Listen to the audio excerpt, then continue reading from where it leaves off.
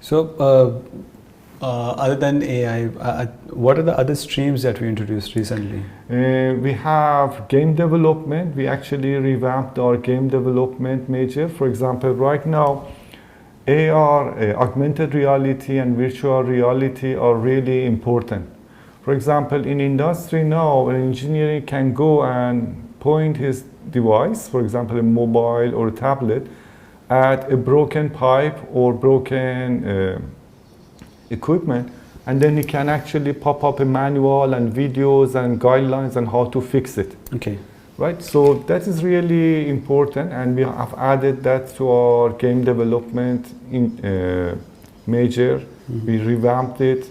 Now it's much leaner and better. And in our game development, we are covering both games on mobiles with Unity and games on consoles using Unreal Engine. And the other thing is that game development is not just about game. It's, for example, could be about simulation. For example, nowadays they build a tall building.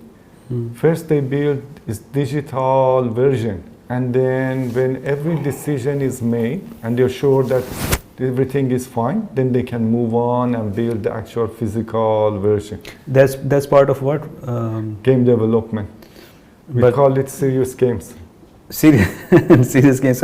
But don't you think architects are doing it already for decades or a few years at least, where they develop the whole system first before going to but now they can actually see the whole building, play with it, move it around and things like that, like a game. They can turn it around in every angle, move the floors, put them back together.